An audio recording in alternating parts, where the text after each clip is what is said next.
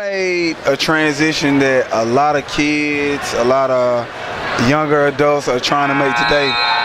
You made a transition from sports to the music industry. So talk a little bit about that and how you started that. For me, I used everything I learned in sports, everything I learned from Coach Olson, from my high school coach, and I use that in my day-to-day job. And that's like goal setting, hard work, competition, getting the edge on somebody else. And that's the things you learn in basketball. You got to beat the guy to the hole. You got to get the jump shot off before. All those things are competitive. You have to drive yourself to be better than the guy next to you.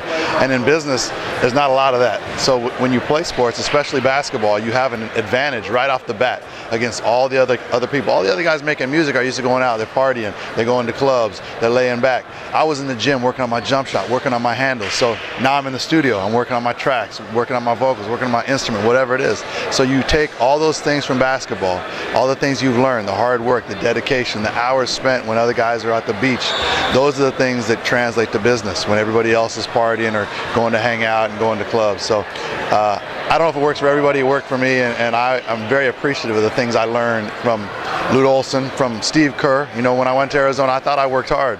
Then I watched this guy. He's in the gym after a 4-hour practice shooting another 1,000 jump shots. I'm like, dang, I just shot 500. I thought that was enough. That's not enough. So those are the kind of guys I learned from.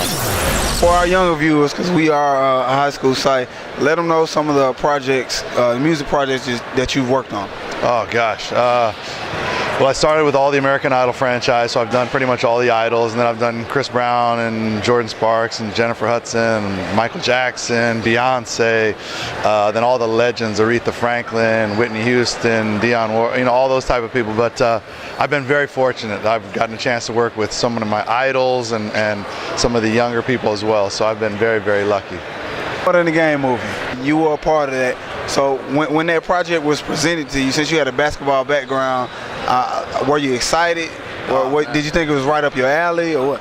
When it was presented to me, I went crazy because of my basketball, and I love the story. I love the story about the coach and his son, because that's what I feel like now with my son, who was young when I started coaching him. And then, of course, just being that it was hoops and it was inspirational. So for me, it was kind of a no-brainer. I was a little bit in film and TV. I'd tinkered around in it. My main job, obviously, is music, but the chance to get into the film world on a film based on basketball, for me, was a perfect transition, and I was excited. And it was a great chance to get to work with LeBron and the rest of the guys on his team, and it turned out to be a real positive experience. And now I'm happy to be able to play it for groups and teams and for young people coming up, so they can learn kind of what LeBron learned, which is some of the things we talked about, that hard work, that dedication, the focus. Even little Drew in the film talked about it. You know, he was in the gym Super Bowl Sunday, Christmas, working hard, and those are the things that I want to try and pass on to the next generation of ball players.